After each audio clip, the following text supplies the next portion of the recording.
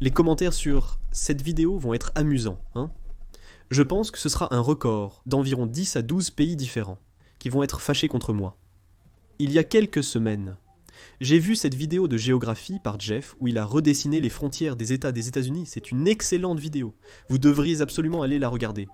Et c'est de là que j'ai puisé l'inspiration, cette idée de faire la même chose, mais pour l'Europe. Alors redessinons les frontières de l'Europe. Encore une fois, ne prenez pas cela trop au sérieux. Je ne plaide pas pour la disparition d'un pays, et je ne défends pas sérieusement les annexions ou les pertes de territoire. Commençons à l'ouest, puis voyageons vers l'est. Nous allons commencer par le Portugal.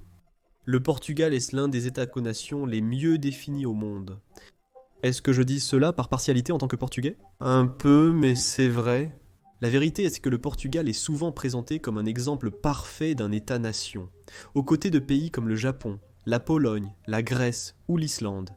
Des pays où un seul groupe ethnique est dominant, et en contraste avec des endroits comme le Canada ou la Belgique, où coexistent essentiellement différentes nations à l'intérieur des frontières du même pays. À cause de cela, ces États-nations parfaits sont moins susceptibles de se désintégrer ou de se diviser. C'est pourquoi je pense que le Portugal ne perdrait aucun territoire. Il a également eu la même frontière depuis environ 1243.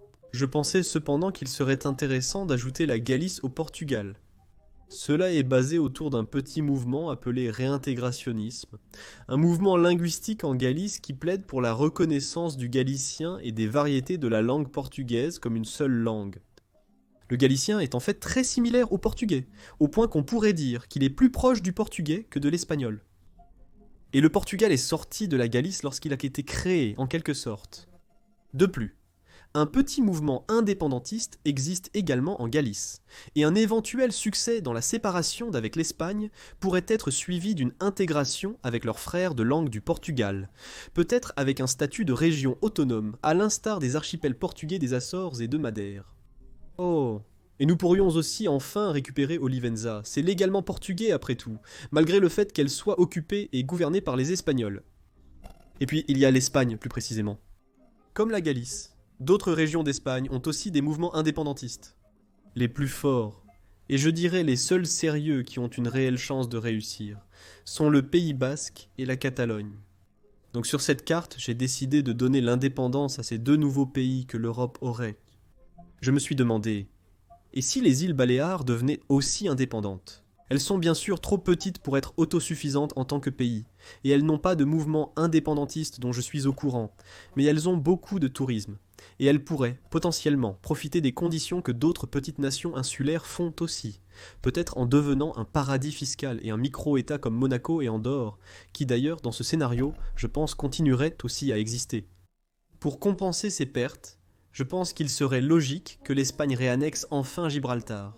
Je veux dire, allez, Angleterre, l'époque coloniale est révolue. Pourquoi possédez-vous ce territoire en pleine Méditerranée ? Cela n'a pas beaucoup de sens. Comme visible sur la carte, une partie des territoires revendiqués par le Pays Basque et la Catalogne s'étend en France. Donc ils perdraient un peu de territoire là-bas. Voyons ce qui changerait d'autre pour eux. Tout d'abord, l'île de Corse, qui fait maintenant partie de la France. La Corse est française aujourd'hui, mais elle était italienne auparavant, et elle a aussi un petit mouvement indépendantiste, qui était plus grand auparavant. Son économie et sa culture sont similaires à celles du sud de l'Italie, donc je pense qu'il serait logique qu'elle rejoigne son frère du sud, la Sardaigne, et devienne sud-italienne. Et au fait, sur cette carte, j'ai également divisé l'Italie en deux pays distincts, le nord et le sud. Les cultures italiennes du nord et du sud sont un peu similaires, mais elles sont aussi extrêmement différentes, sous d'autres aspects. Ils ont un héritage, mais des économies différentes, le nord étant urbanisé et industriel, et le sud étant plus rural et axé sur l'agriculture et le tourisme. On pourrait même soutenir que les langues ont tendance à être différentes, selon l'endroit où vous vous trouvez, car l'Italie a tellement de dialectes régionaux qui sont complètement différents les uns des autres. Un bon exemple de l'héritage différent est le pourcentage de personnes blondes dans le nord de l'Italie par rapport au sud, conséquence des liens du Nord avec différentes parties de l'Europe tout au long de son histoire, y compris l'Allemagne, l'Autriche et la Scandinavie, où les cheveux clairs sont plus courants. Je pense donc que diviser les deux en leur propre pays pourrait potentiellement avoir du sens, tandis que Saint-Marin et le Vatican resteraient indépendants dans ce scénario. Revenons en France, et examinons les autres changements pour eux.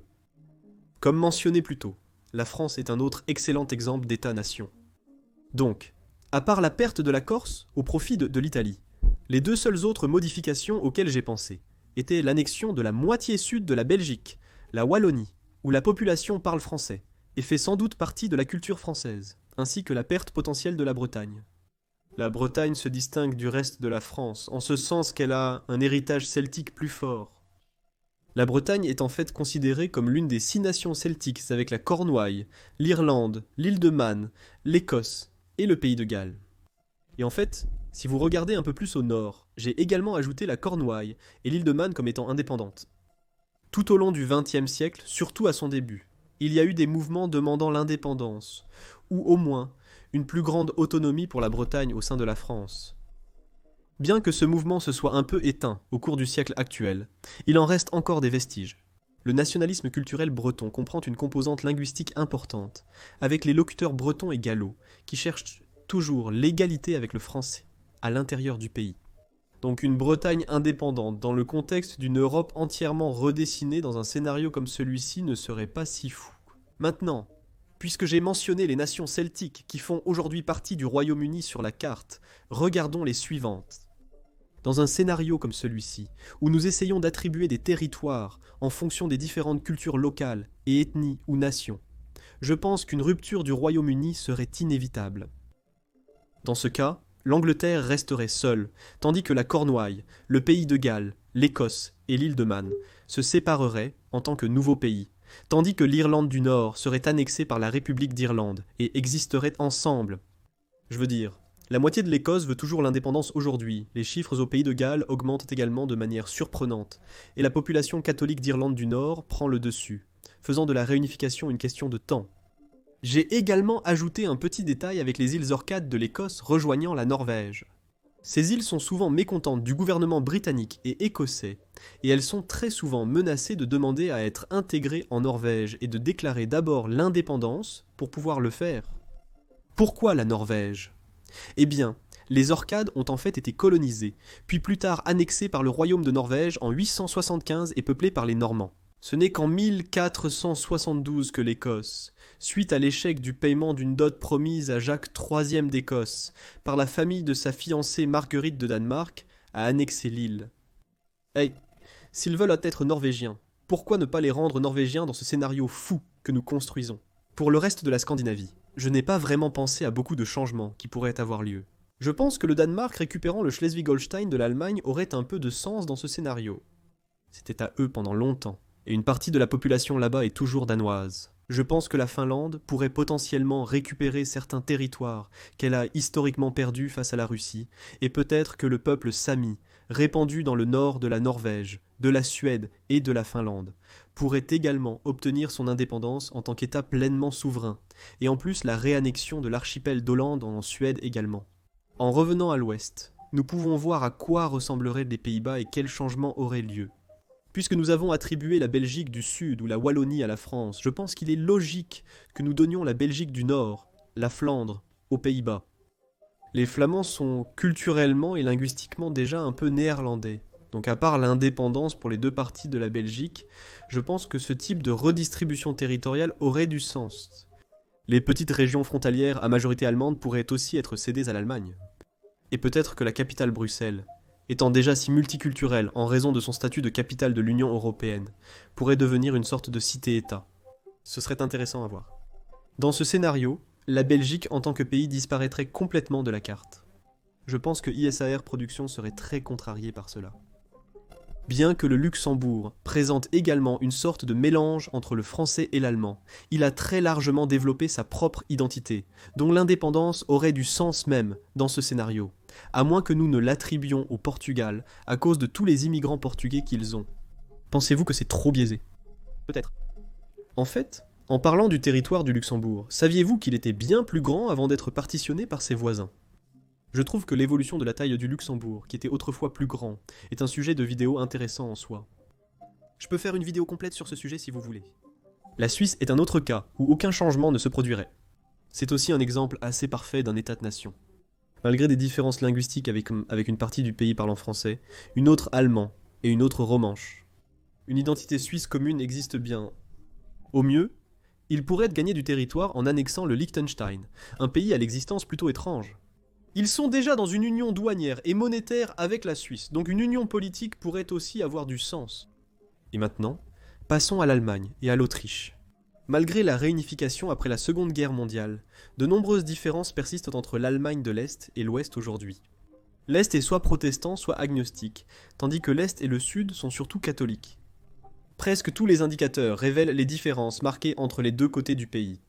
Ils votent même très différemment lors des élections. Alors pourquoi ne pas assumer ces différences et accepter qu'ils pourraient peut-être être leurs propres deux pays distincts? Dans ce cas, Berlin serait entièrement à l'intérieur de l'Est.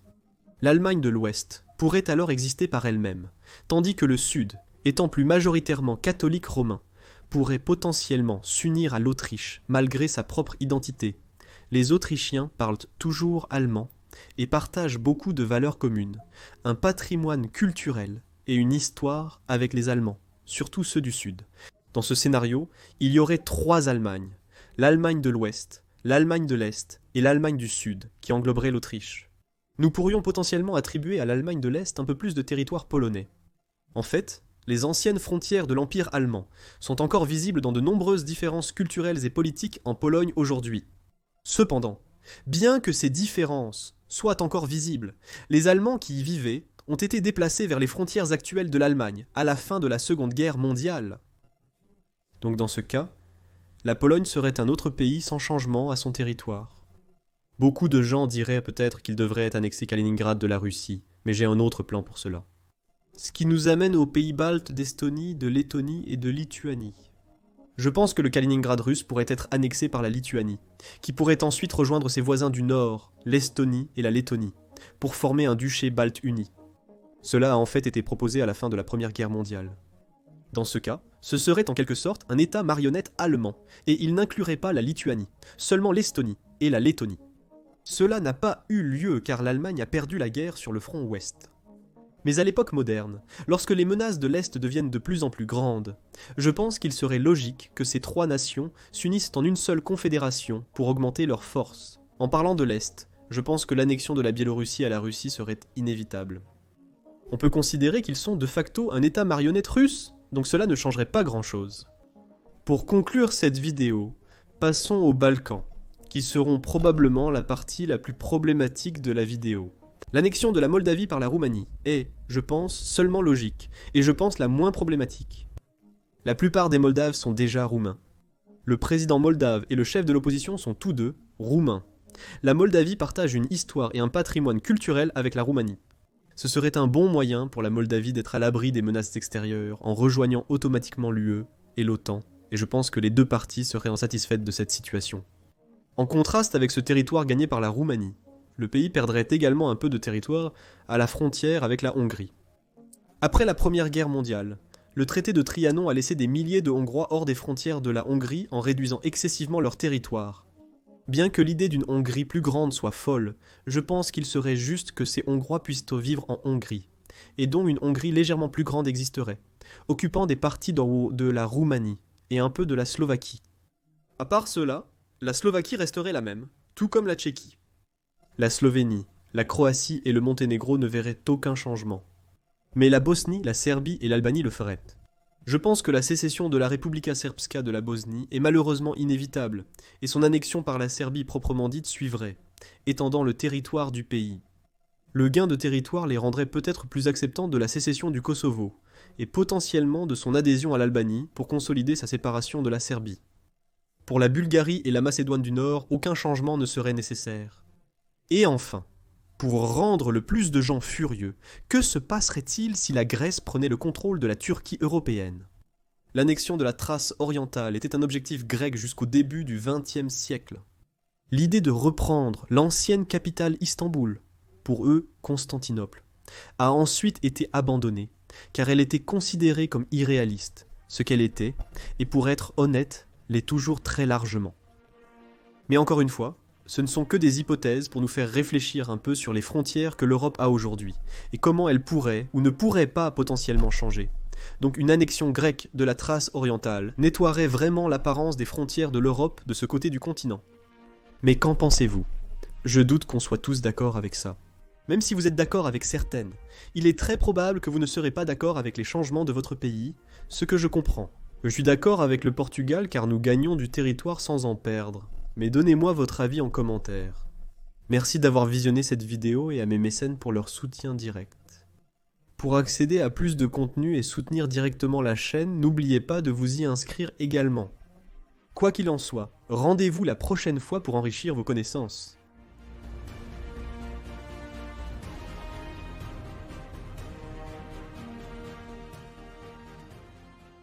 La tasse Moumine d'aujourd'hui est celle-ci. Et je pense que c'est une mère et ses enfants. Ils se ressemblent tous, cependant. Mais il y en a une spécifique, qui est habillée comme si elle était maléfique.